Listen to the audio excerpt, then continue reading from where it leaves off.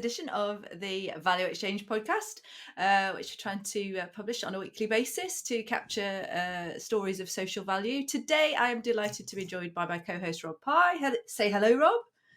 Oh, hello, Annabelle. Well done. And Oscar Rudd, who has been working with us at Ethos since November 2021, I believe, joined us as one of our young leaders as part of a Kickstart scheme that we ran, and is still with us.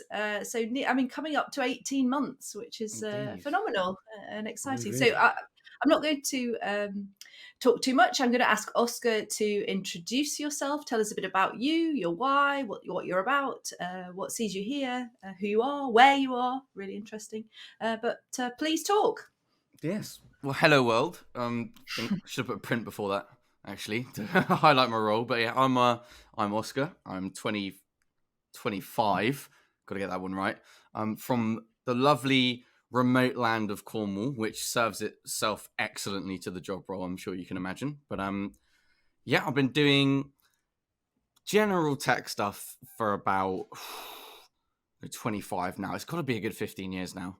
Got to be 15 years. And basically started off chilling in my room with the era of Minecraft. And great little game, of course, do anything on it. But the one thing that you were able to do on it, which really didn't happen before, was create your own servers. And that allowed your little script monkey like me, who was in my cave of a room at 12, to have a little play with sort of the back-end coding side of things for the first time. You could change your little config files, which it's a language we still use today called YAML, which is for all kinds of configs. And that was basically the core function of your Minecraft servers back in the day. And that got me super interested in tech. I sort of realized that it became much like almost like medicine, where when you've got no exposure to it, you think it's sort of this magic, unreachable, complex thing that you could never possibly seek to comprehend. But once you actually get into the details of it, you see that this is something a human can do. This is something I can do. So that really opened up my main interest into tech. That got me into the hardware side of things. So at 14, I met this guy called Steven Gerrard. Funny name, not the footballer. Damn. Really good at computers instead. But he sort of took me under his wing a little bit and went over to his once a week on every Saturday. And basically, he'd just give me some really minor work to do with computers and show me sort of through it. Give me sort of like a tenner for my work there. And if he didn't have any computer work, he'd let me mow his garden for a tenner and still just give me a little lesson. So that went on for a year or two, started to get up to scratch with just basic computer stuff.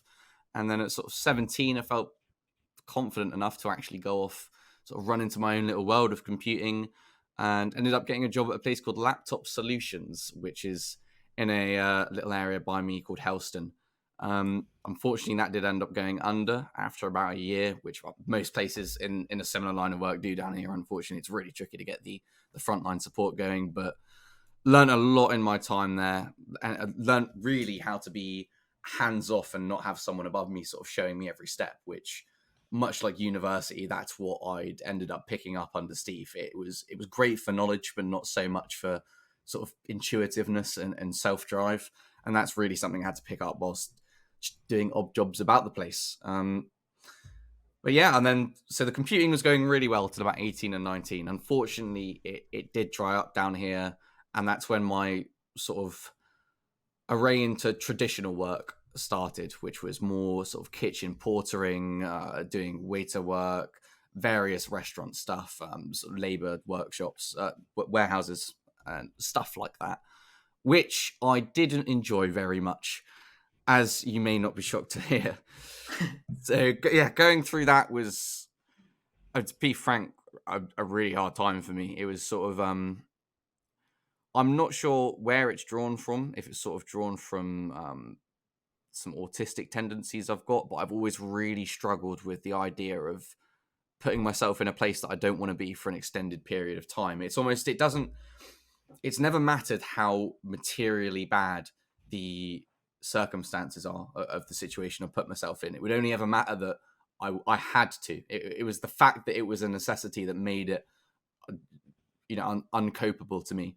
And it was from sort of that moment on that I knew I needed to try and find some alternate avenue of work, be it work from home, be it something a bit more malleable with time slots and working hours and general scheduling. And this is where Ethos popped up.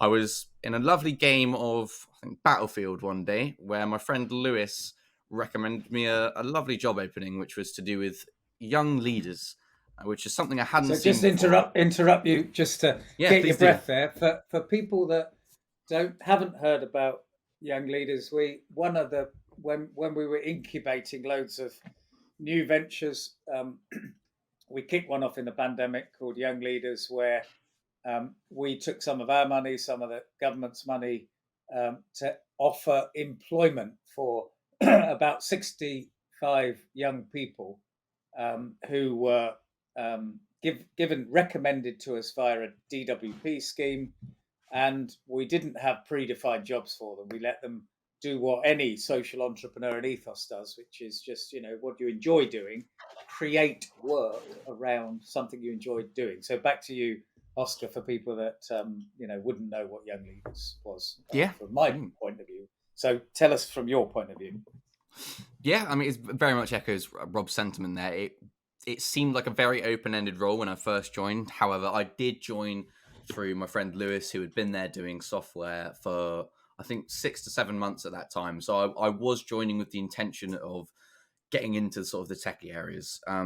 So I joined up. I sort of went around, had a bit of a try at everything.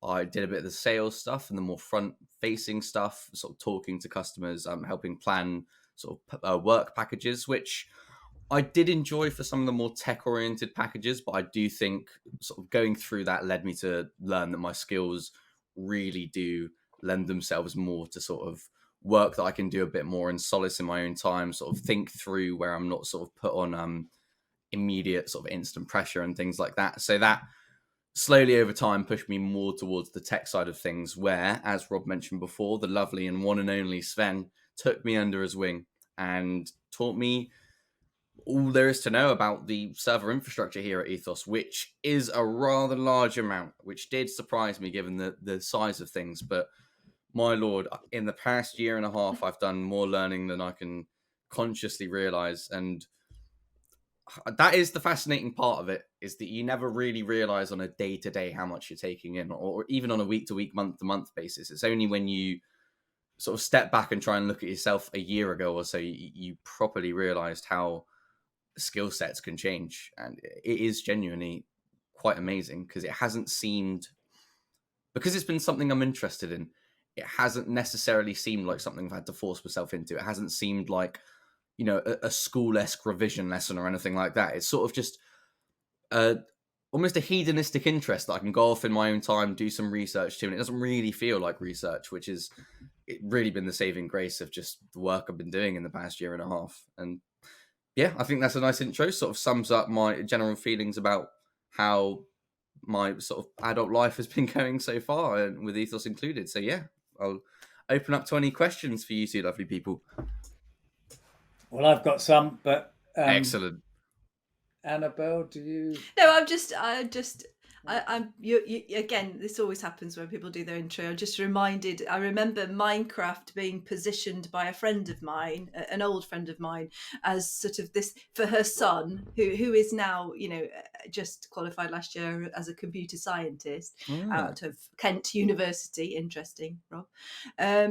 She I remember she wasn't like doing it on purpose, but she positioned it sort of the acceptable face of gaming because it was about building things.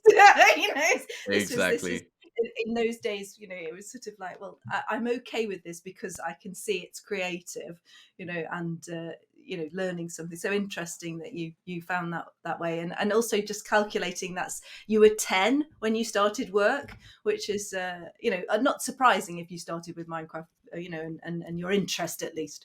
But yeah, thank you for that. But we're interviewing later on today. I'm a bit of a super fan of him. He's called Etienne Wenger, who came up with this concept called communities of practice. 25 years ago, 22 years ago, but essentially it was all about social learning. And when you were discussing Minecraft, and how then you sort of apprentice to other people, that sort of informal learning through doing, which is really a key theme of ethos. We often call it action research now, which means you just do something, and you try not to break the world, but you learn by doing. So many of us, we learn by doing. And I just want to give the audience a flavour of not that Minecraft is not technical, but from Minecraft to the CTO at the time, Sven Lathan, built a server farm with many servers. I think 6 or 7 doing different things, deployed in container land, something called Docker, with reverse proxies and deployment software. And so you kind of came into all of this. And how daunting was it from where you were to looking at Sven, the great master of geekdom, who he's sort of had 30 years of it, and he's just spinning stuff up like I don't know, like spaghetti, and you had to somehow make sense of it. And then Sven has moved on, left Ethos for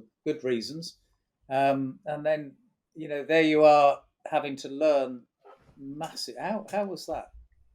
Yeah, interesting you ask. The containers really threw a spanner in the works. My God, I was doing Minecraft and some other server adjacent stuff had given me a very solid idea of what a server was, and that was completely drawn up and crushed by what containers introduced to me. Basically, I had this very simple idea: if you've got a server, it's a VM. You've purchased a bit of space on someone's big computer in a data center somewhere in Arizona or something, and then you've essentially got your virtual computer. Rob, I know you're very familiar with that. And it's just a space, right? It's a space in which you can run things. It's got an IP address, much like your house has got a postcode, right? It just tells you where it is. You type that in, you can then access what is on that server. Containers then came in, and now servers don't seem to matter. It can break servers down into smaller subsections that can each run their own services. And for me, who'd been working on, I guess, tech that was about 5 years out of date in terms of what the modern protocol was inside of actual software engineering, it did blow my mind a little bit. And I was like, oh, crikey, okay, this is how fast the industry moves. I really had no idea.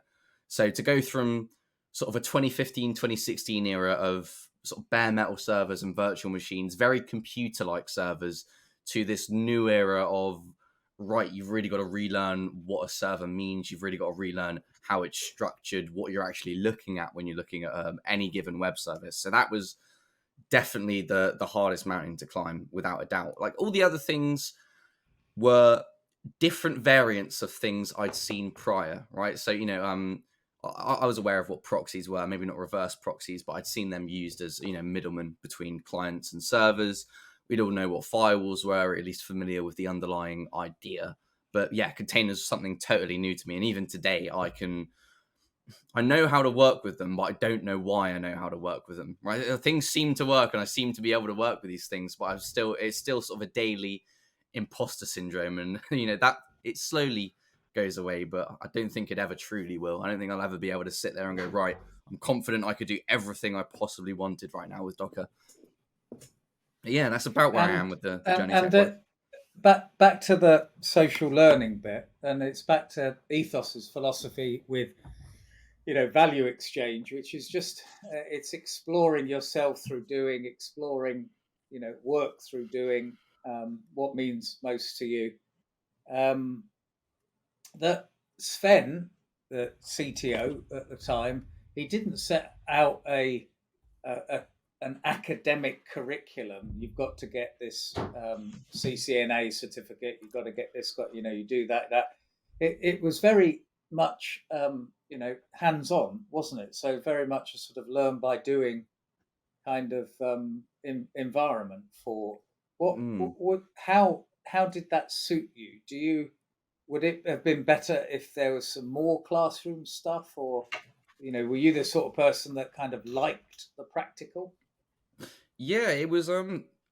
Usually, I have real trouble with saying no in general and embarrassment, and that's usually what stops me learning. Like for example, there were times where I was in a tech session with Sven. That was the main sort of medium of learning, with these weekly tech sessions in Mm.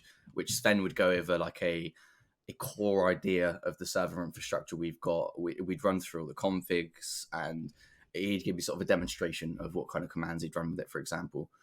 I often found myself sometimes going, he'd show me a big bit. I wouldn't get certain bits of it, and he'd go, "Do you understand that?" And I go, "Yes, man, definitely." Like totally, I got that. To try, that was especially true at the beginning, where there was a certain air of trying to make sure people viewed me as competent. So that became sort of a Look wingman at me, I'm situation. competent. Exactly. So that became sort of a Richard Branson situation, where I was doing the whole sort of wing it till you make it thing, and I would go off, run away, and learn the bits that I feel like I hadn't quite gotten from Sven. But that ironically is sort of the thing that allowed me to actually learn that much, because I created my own pressure to learn things by saying yes to Sven, and then going, crap, now I've got something to fill in. I've got a bit of a deadline. I need to make sure Sven knows that I know what he's talking about by Thursday. So that sort of spurred me on a bit, and I think the mix of the two really allowed me to come out of my shell a bit in terms of the learning, because everything that I could get from learning from Sven, I would, and then anything that really couldn't sort of get put into my brain properly from that teacher to student learning capacity, I'd then go off and learn in my own time.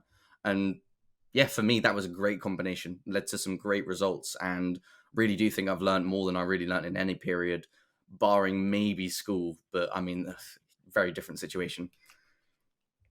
Do you feel you can say no more, or you've got kind of confidence to interact with the world in a different way?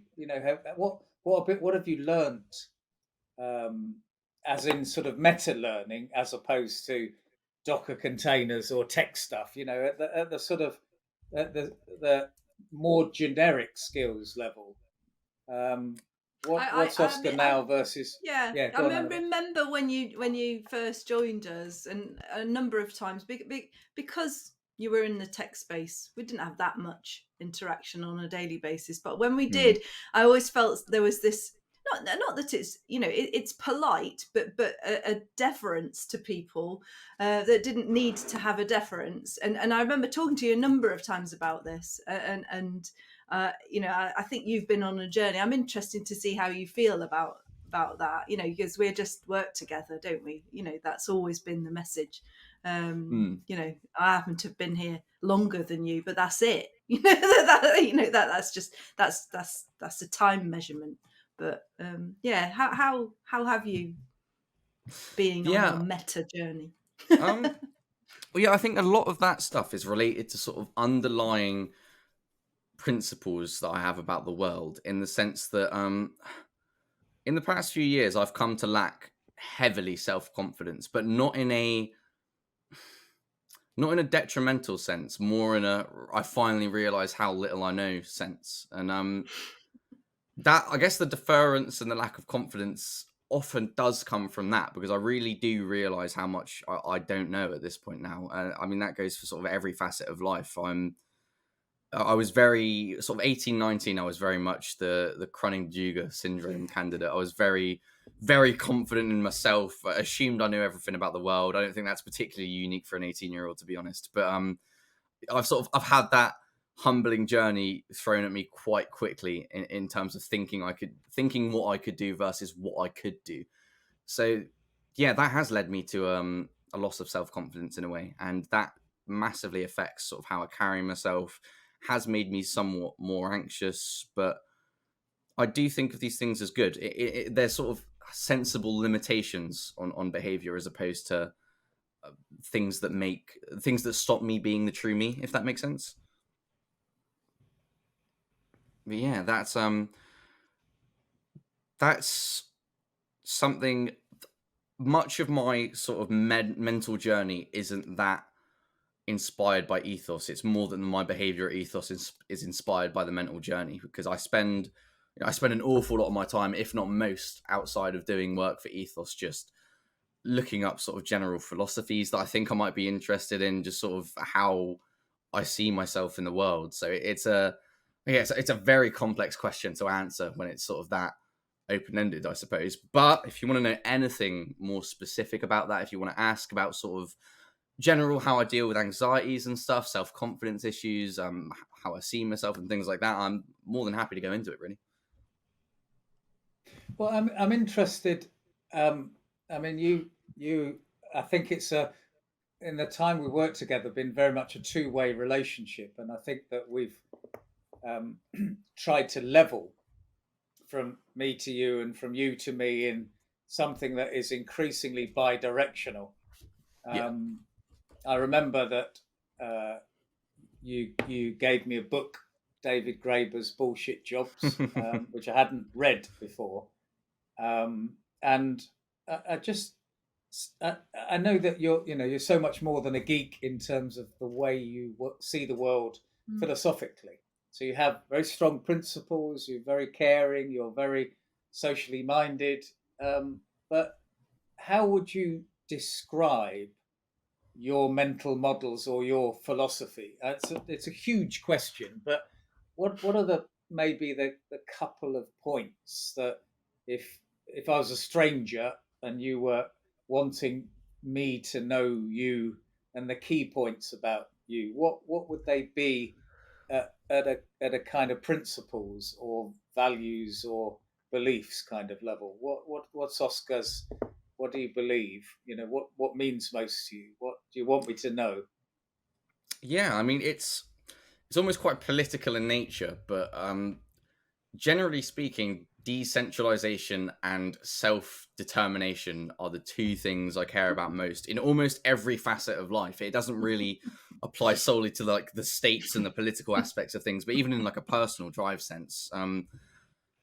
What really put me onto this, funnily enough, was where I live in Romina. We've got a bunch of people who are very much traditional, like, I don't want tax, I want my lovely house, right? Like, they're very they're quite underlyingly sort of right wing in a social and taxation sense. But what I saw was the village has something called the Cadworth Gig Shed, and it's basically the social event place for everything rowing related. The whole village is absolutely rowing crazy. If you don't row, you're not from here, essentially, right? It is the village identity. And recently, that building was under some kind of foreclosure. I think it was going to get bought out by someone from out of county. The village was more than happy to put some extra money together out of pretty much everybody in the village's pockets. They all happily came together, put some money towards that, and it's now owned by the village. That showed me that no one doesn't want to pay tax. That there's no one that doesn't want tax. They just people are incredibly scared of where it's going. People don't trust centralized power or authorities, and that made me realize that I think what most people want and what most people would be happy with in most facets of their lives is a small, localized, decentralized group which controls the actualization and outcomes of that group with their inputs, as opposed to feeling like they lack agency. I think in general, the more agency someone thinks they have, irrespective of how valuable the material outcomes are, the happier they're generally going to be.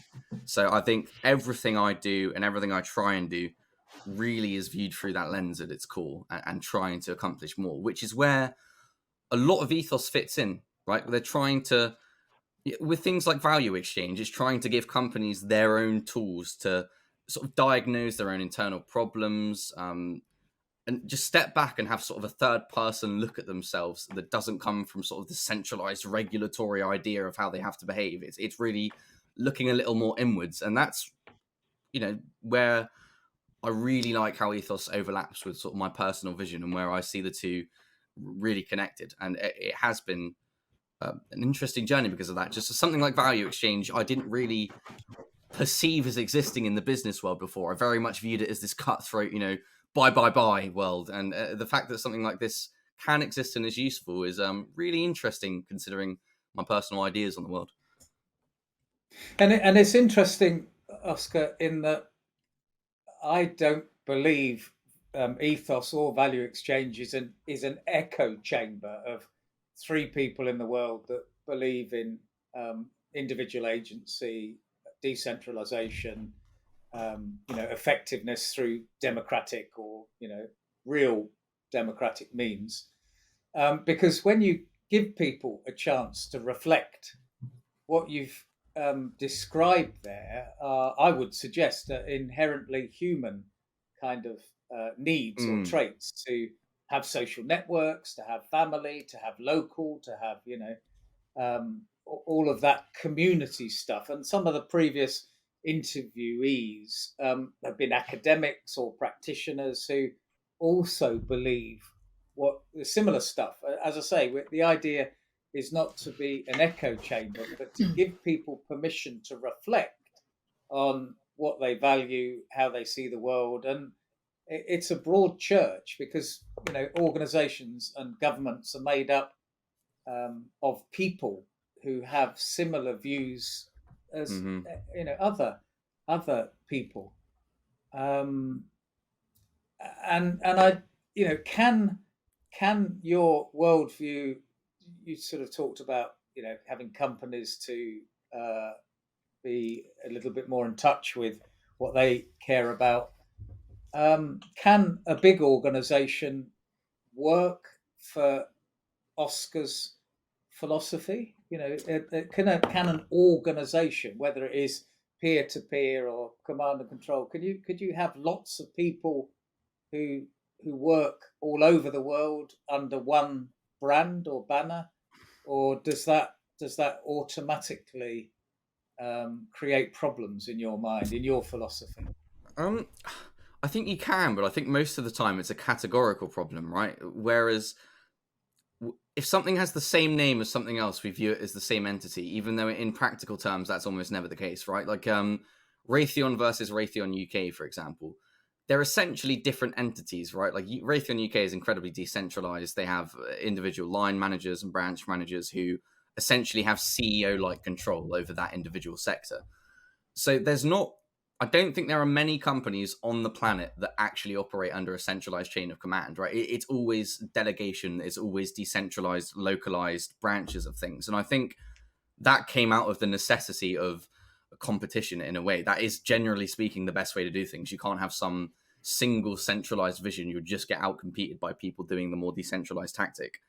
But in terms of this, my sort of personal vision being enabled by those companies, that's where I think ethos has the leg up right now in terms of being a smaller, more people-oriented, sort of having a smaller, more people-oriented vision.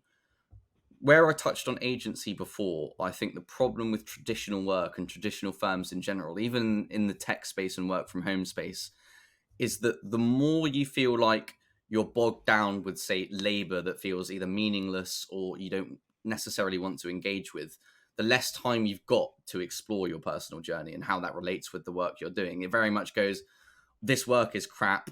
It erodes my agency because now, in order to reconcile that work that I've just done, I need some hedonism. I need to go eat my Rustler's burger. I need to go watch Downton Abbey. I need to get that out of my head. I need to chill out for a bit.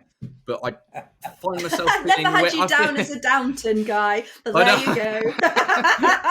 That's a big global reveal, Oscar. Yeah. Oh, no. I wait to hear about Mean Girls.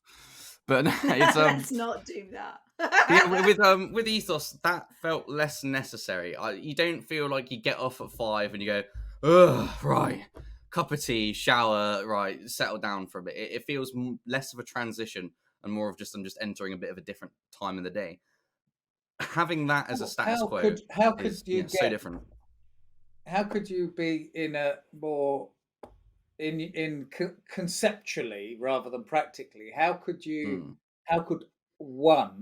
an individual be in a more traditional organization and have the headspace? Because one of the things that we're doing is taking this to organizations at the moment, and a lot of chief executives or trainees or apprentices don't have too much headspace for this stuff, and it's not necessarily necessary to disengage from delivering work. It's just the way that you deliver work in a traditional sense.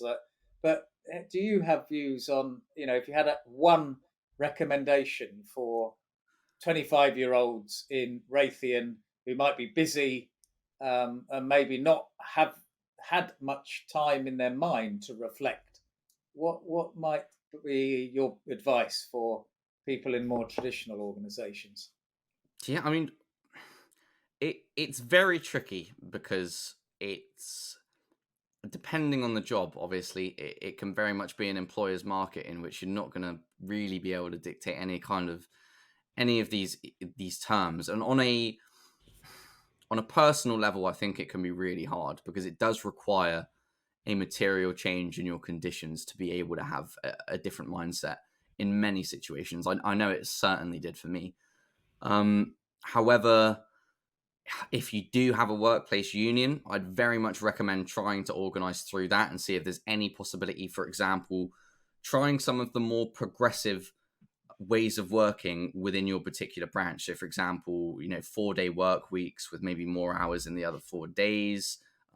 Maybe even the opposite, 7-day work weeks with less hours each day, if that's your kind of, the way you work the best. But I'd very much try and people in tech especially are usually far more open to these ideas. I think if you genuinely approach someone, it's within the regulation of the company, which I know for example at Raytheon and Microsoft, this certainly is. As long as you can show that you can still have similar levels of productivity, I don't think this is out of the realm of possibility. You've just got to make sure that it can be hard to step out of your boundaries like that and actually suggest things to higher ups, especially if you're sort of new in these kind of firms. But I do think it's important, and I don't think it's ever going to be received badly as a suggestion. So I'd always try and Yeah. go for that, because if I can just tack it on at the end quickly, I think value exchange is 2 to 3 years ahead of where companies are. And I really think in the next 5 years or so, once companies realize that the next step of productivity increase is treating people more like people, I think it will take off. But it's interesting. So, I mean, without breaking down the whole what is value exchange as a sort of a big monolithic thing, one of the focuses at the moment we're experimenting with companies and individuals is, so this podcast called The Value Exchange is a rather deep dive into Oscar or Guy Standing or Attle, Professor Attle or whatever, to give like half an hour, an hour to reflect. But the way into value exchange is sharing a story that is, this is what it was like to be me, in this situation. It's a small story. And then other people's reflection of that. So it's literally storytelling, but because by telling the story, whether you write it or you engage with another human being like we are now, or have a chat GPT conversation, it doesn't really matter, if as long as it gets out of you in a reflective way. And that, we're suggesting, is what is missing in a lot of people's work life and volunteering and home life, is just, okay, I'm now going to reflect on this. And that whether that insight is a snowball or it's an experiment that struggles to find traction, I mean, only time will tell. But over the next 10 years, I think maybe more than 2 or 3 years, but we tend to be thinking 10 years. I think that people's ability to not go, look how sexy I am, how beautiful, how many medals I've won, but here's a story. This was hard. This was good. This was bad. This is me trying to be as 360 about what it was like being me, and then the other people involved in that story as well. I think that has the storytelling become any easier for you in the last couple of years of ethos and value exchange? Would you like to share any conversations on how you've externalized some of the stuff that clearly you think deeply about?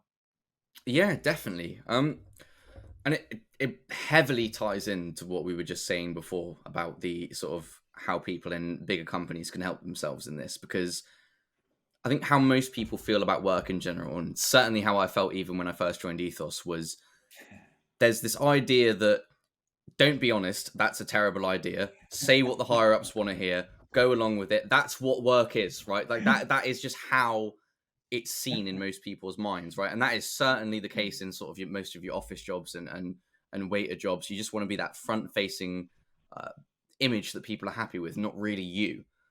As I've been at Ethos, that has slowly, completely eroded away to the point now where I have no trouble being honest, especially in our tech conversations. Right, it's more. I certainly feel more like a partner now than a young leader, in a very good sense. Right, I don't feel like I need to pander in any way, shape, or form, and that is really that emotional state of being at work is what's allowed me to be honest about my journey, is what's given me the time to think about my journey and where I actually see myself in Ethos. And yeah, it's that feeling that people have, or that companies have to try and catalyze, right? They've got to realize that people, when they first come into work, they are people. They're not just human resources. And that's the word that gets me. It was, remember mum telling me when she was doing a business degree as well, that's why she dropped out. She couldn't take the fact that people were just referred to as human resources and were essentially just another form of capital. Sorry, I've got a phone ringing quickly. Let me just do this.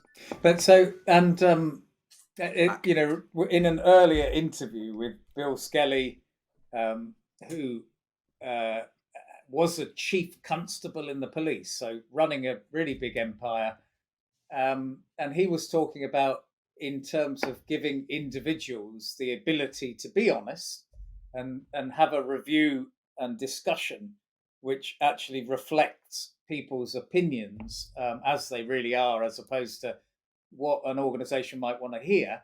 That if you allow people to do that, then you have to be sure you can react and really listen to what people are saying, because the communication thing is a two-way thing. So if you say, look, I really want to hear what you're saying, and da da da da da, and you say, yeah, this is how I'm seeing it at the moment in terms of this is what it's being, I'd like more of this and less of that, and then the organization kind of pats you on the back and says, you know, there, nothing changes, then you probably will be less likely to share in future.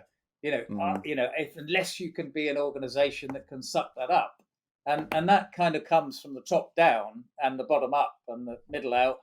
In that, if you're a boss, then you need to be able to be honest with the organization about what it's like being a boss, and then give everybody else permission to similarly, and then be able to act on, you know, it's difficult being me for this reason, and I'd like more of this and less of that. So it is this awareness thing that we seem to be most bad at, having these little conversations that say, okay, here's a process, here's what we're trying to achieve, but actually we've got humans in the way of that. And, you know, to what degree are we being human centric in the way that I think you have to understand that you are, you know, it's also coming to it with an approach that, one, yes, I am a human being. Yes, I have, you know, I can, if I want to, share my story and understand that that is beneficial to me and it's beneficial to everybody else, because you're beginning this communication that you're talking about, this open communication. So everybody's got a better understanding of where they stand. So there's none of this politicking, keeping things quiet, sharing with those, you know, knowledge is power kind of environment that exists. But it's like, well, this is me, I'm at work, this is what I'm about. And it was interesting, I've just been editing another podcast that was with somebody, an NHS employee, and they were just talking about, you know, how frustratingly tiring and irritating is sort of the change for change sake sort of that goes on, which comes from knee-jerk reacting to people telling them what they want. So without sort of some open and sensible assessment of, well, there'll be Bob over there in, catering, who thinks everybody should have jam sandwiches on Monday, but really over there it might not be healthy or sensible to have jam sandwiches every Monday. So it's like, how do you mediate, facilitate that moving forward sensibly, but allowing for people to share how they feel. And I think the other thing that you've made me reflect on is another conversation that we had, which is sort of, I think young people are much more demanding of or are going to be much more demanding of organizations, which are, as Rob said, he stole my line, nothing more than people. So you have a choice, is where I am. You can make a choice. And again, reflecting again on a conversation we've had in the past, is sort of your route to not, university not for you, and that's all cool, that's and being happy with that, because that's not a societal norm, is what you're told. So it's interesting. But just to interrupt a tiny bit philosophically, so nobody here is saying, I don't think, organisations are irrelevant or unnecessary. No, not at all.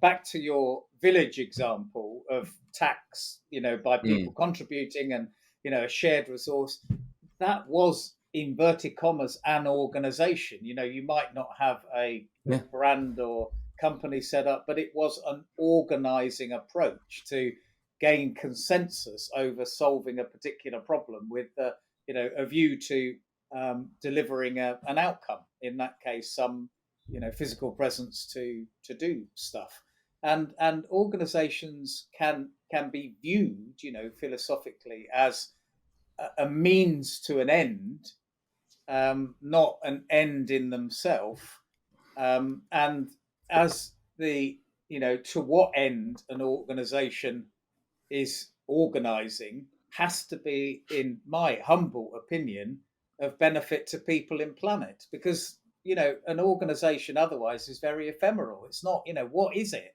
if it's not actually serving the fact that the world is made up of the biosphere and the people that are on it, and some, all the rest of it. Organizations are a social construct that we've created to achieve something.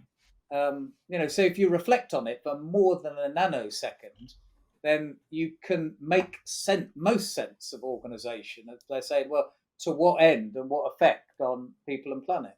And the broader that you can view that question, without just being a philosopher for life, you can go, well, okay, we organise to do that. We organise to do that. And whether it's one brand for the whole planet, or just a brand for Cornwall's community centre, then or something in the middle. I think these questions will let us reflect honestly on why we're doing stuff, what we're doing, how we're doing it. So it just conscious of the time, and we're probably only just getting going on an Oscar conversation. Do you have, Annabelle, any questions? And then Oscar, or other observations you want to make? Well, I'm interested in hearing from Oscar, because again we've talked about this in the past, and I think it's really quite interesting and helpful to share it, as people do, about how your sort of your locality, your geography, and the how things could be different for people who live in a remote area like you do. What strains and stresses are young people, but anybody. I was watching a very interesting Simon Reeve documentary about Cornwall. I don't know whether you've seen that, Oscar. No, I've seen it about. But he was looking at many of the plights of people in Cornwall that we've. And we done a lot of work with Somerset, and again, there's sort of like a. It's on the way to Cornwall. Remote, but it's on the spectrum of remoteness. So I'm classified as remote where I live, and I'm just outside the M25. It's great. So question. Tell us a bit about living in remote but beautiful Cornwall. Yeah, I mean, it is remote.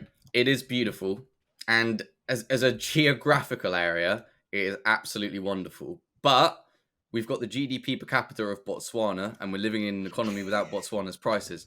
Now that's not very fun, especially for someone young who likes to go to the club and buy sweets. Right, even the sweets become inaccessible, which is not really how you imagined the first world to be. It's certainly not what you're raised upon. So it can Wow. yeah, the divorce between prices and wages in Cornwall is truly something to behold. I think we have the highest wage to house ratios in the country. I think certain parts of South Wales might be the only place outdoing us.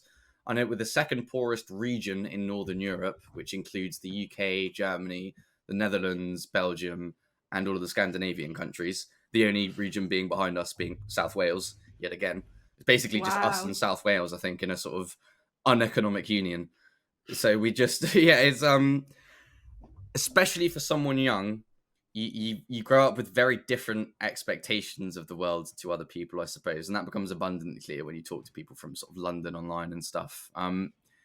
It's very much a dichotomy you're raised with of you're going to end up staying here, having your own farm or rugby team or something of this variety, and have a family and die in Cornwall, or you go to uni, you move away, and you become part of the brain drain, which is essentially the reasons Cornwall's like this in the first place, right? It makes perfect sense. It's akin to the Romanian situation. You've got a bunch of skilled people.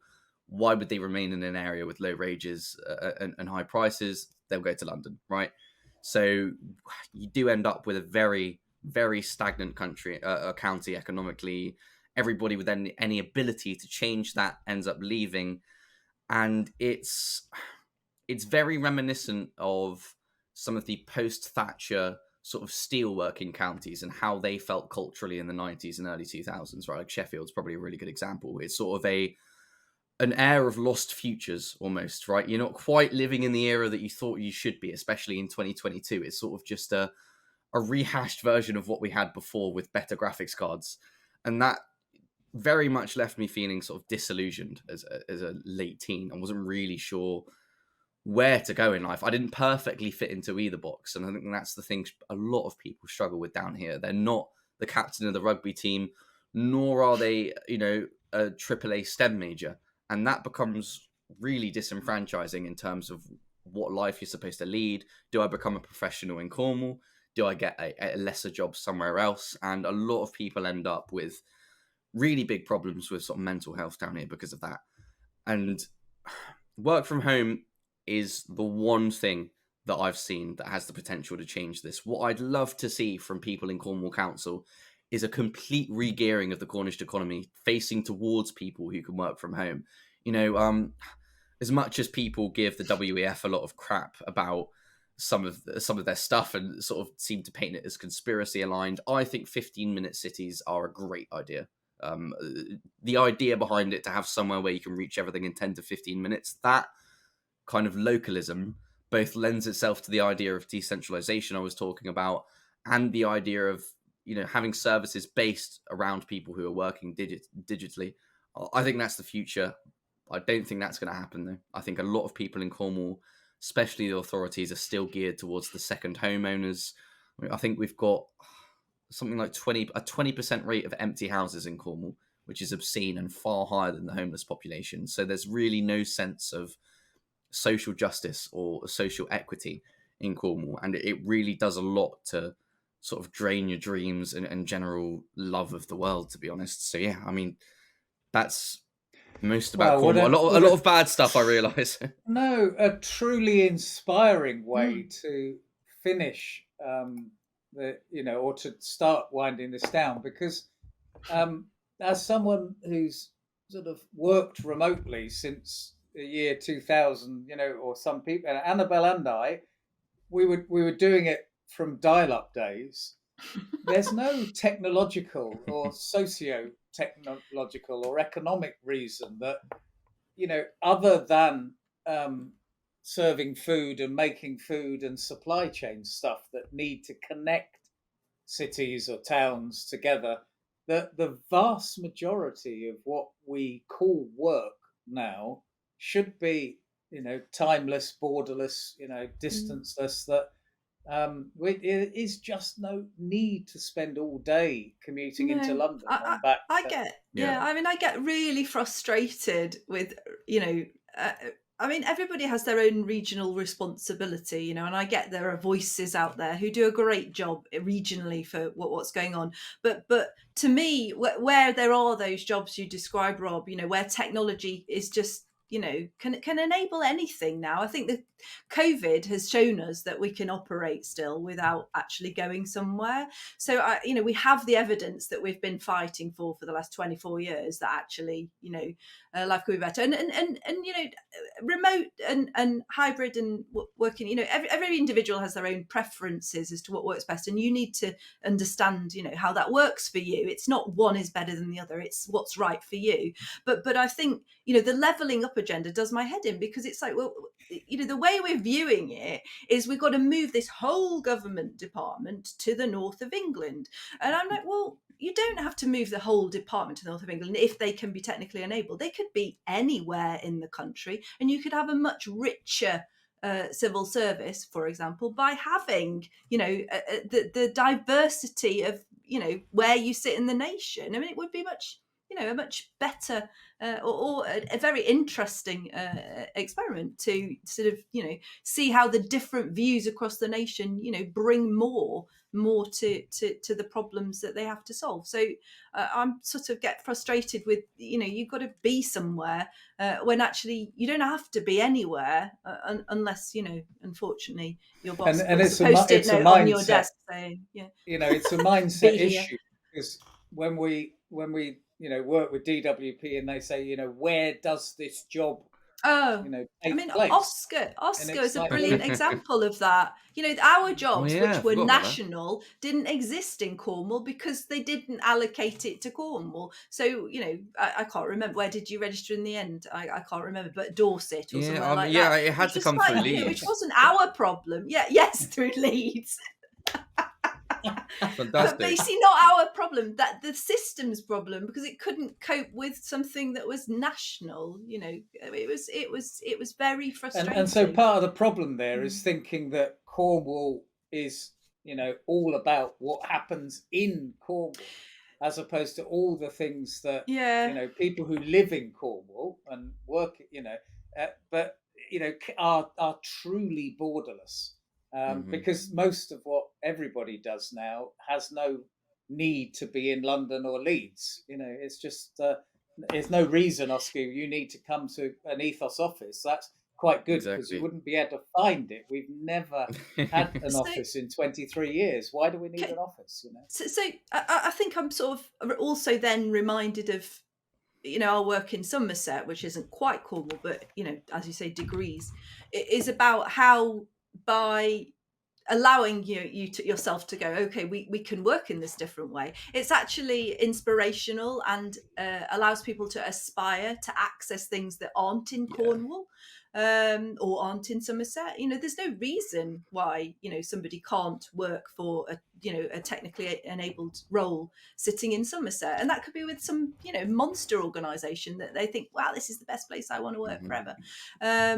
You know, that's a different way of thinking. I guess the thing I want to ask is, and I've come across this in many places across the nation, it is not unique to somewhere, is when you come up against, well, if it's not in this county, then can we really do that, because it's not really in this county. So Mm. how does one deal with, like, well, you know, Cornwall will deal with Cornwall, or you know, Northern City will deal with Northern City because we are Northern City. You know, it's just Hmm.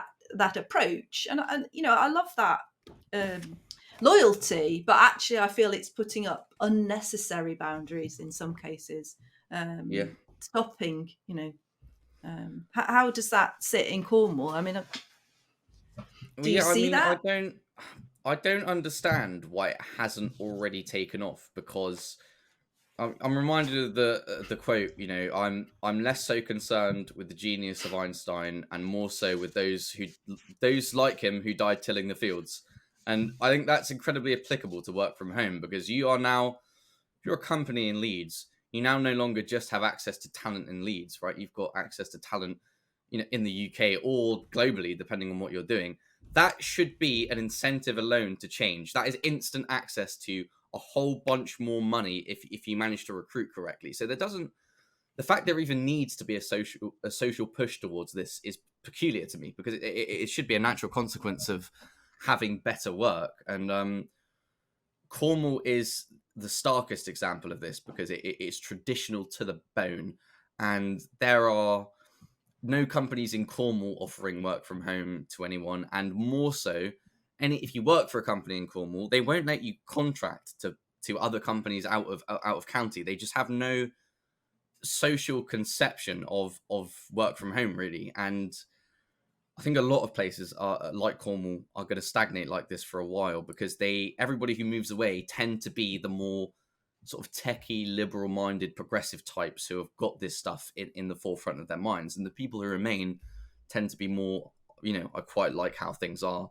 I like it to stay the same. So I think that's the main challenge Cornwall's going to have to face in the next sort of 5-10 years, trying to get this on board. And I do think it is going to be a long journey, unfortunately.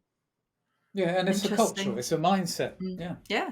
Because you don't want to lose the tradition. I get that. I'm a historian. I love tradition, but it's just what's the balance? But anyway, thank you for that. I'm very conscious of the time, and we should do a wrap. We will talk again. We must. That's a lot of fun. Indeed. So until next time, thank you, Oscar, for joining us today. Anytime. Thank you both. It was an absolute pleasure. And thank you, Rob. Thank you very much. See you again soon. Bye.